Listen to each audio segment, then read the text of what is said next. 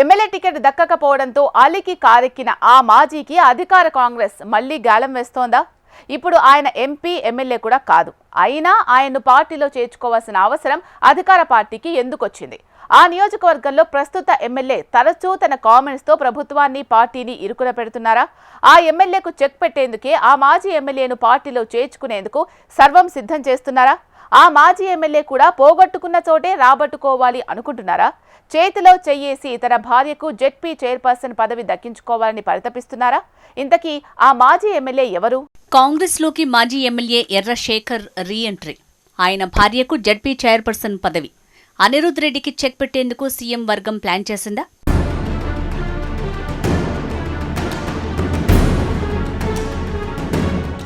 మహబూబ్నగర్ జిల్లాలో స్థానిక ఎన్నికల్లో గెలుపుతో పాటు దూరదృష్టితో పార్టీ బలోపేతమే లక్ష్యంగా అధికార కాంగ్రెస్ పక్కా వ్యూహంతో ముందుకు సాగుతోంది. ప్రధానంగా జిల్లా పరిషత్తో పాటు మండల పరిషత్, పంచాయతీ, ఆ తర్వాత రానున్న కార్పొరేషన్, మున్సిపల్ ఎన్నికల్లోనూ సత్తా చాటేలా ప్రణాళికలను అమలు చేస్తోంది. ఇందులో భాగంగా ఉమ్మడి పాలమూరులో అత్యధిక ఓటర్లు ఉన్న బీసీ సామాజిక వర్గంపై దృష్టి సారించింది. ఈ క్రమంలో బీసీల్లో బలమైన వర్గానికి చెందిన ఓ కీలక నేత త్వరలో కాంగ్రెస్లో చేరేందుకు రంగం సిద్ధమైనట్లు సమాచారం. ఆయనే ముదిరాజ్ సామాజిక వర్గానికి చెందిన మాజీ ఎమ్మెల్యే ఎర్ర శేఖర్ అని తెలుస్తోంది. బీసీ రిజర్వేషన్ పెంపుపై హైకోర్టులో స్టే ఇవ్వడంతో స్థానిక ఎన్నికల నిర్వహణపై సందిగ్ధత కొనసాగుతోంది. అయినప్పటికీ మహబూబ్నగర్ జిల్లాలో కీలక పరిణామాలు చోటు చేసుకుంటుండటంతో రాజకీయాలు రసవత్తరంగా మారాయి.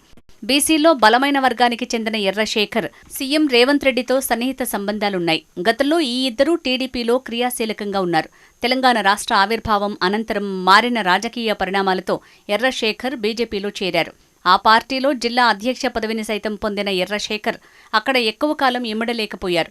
ఆ తర్వాత 2020 జులైలో టీపీసీసీ అధ్యక్షుడు రేవంత్ రెడ్డి సమక్షంలో కాంగ్రెస్ తీర్థం పుచ్చుకున్నారు.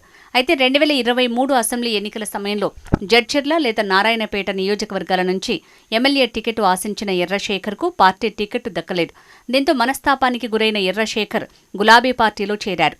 2023 అసెంబ్లీ ఎన్నికల్లో టికెట్ దక్కలేదన్న కోపంతో కారెక్కిన ఎర్ర శేఖర్ కేవలం నామమాత్రంగానే బీఆర్ఎస్లో కొనసాగుతున్నారన్న టాక్ ఉంది.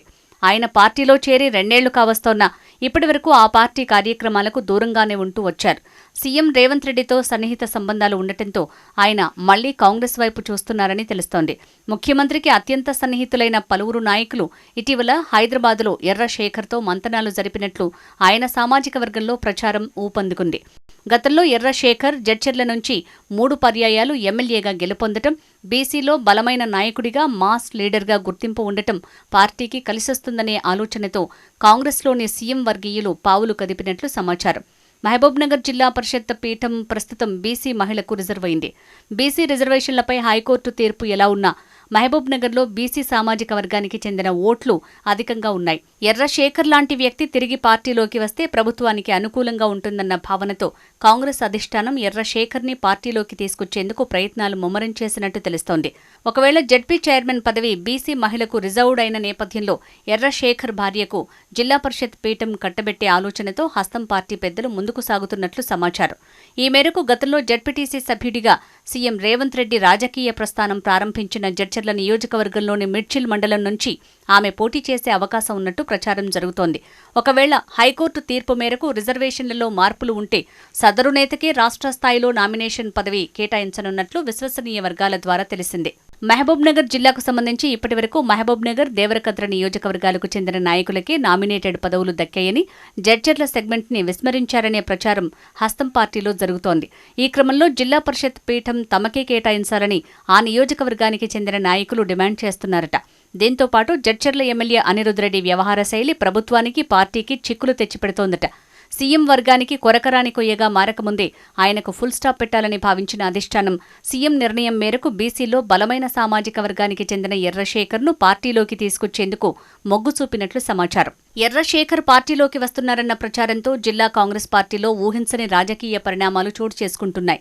ముఖ్యంగా జడ్చర్ల, మహబూబ్నగర్ నియోజకవర్గానికి చెందిన ముఖ్య నేతలకు ఈ పరిణామాలు కంగుతినేలా చేస్తున్నాయట. ఎర్ర శేఖర్ తిరిగి పార్టీలోకి వస్తే భవిష్యత్తులో ఇబ్బందులు వస్తాయని భావించిన కొందరు నేతలు ఆయన రాకను అడ్డుకునేందుకు ముందుకు సాగుతున్నట్టు తెలుస్తోంది. జిల్లా పరిషత్ పీఠంపై ఆశలతో ఇదివరకే గ్రౌండ్ ప్రిపేర్ చేసుకుని తారుమారైన రిజర్వేషన్లతో పోటీ నుంచి విరమించుకున్న సమయంలో ఎర్ర శేఖర్ పార్టీలోకి వస్తున్నారన్న ప్రచారం ఓ వర్గంలో ఆందోళన రేకెత్తిస్తోందన్న టాక్ వినిపిస్తోంది. మొత్తంగా మహబూబ్ నగర్ జిల్లాలోని 3 అసెంబ్లీ నియోజకవర్గాలైన దేవరకద్ర, జడ్చర్ల, మహబూబ్ నగర్లలో ఎర్రశేఖర్ రీఎంట్రీ హస్తం పార్టీలో కొత్త అలజడిని సృష్టించిందన్న టాక్ జోరుగా సాగుతోంది.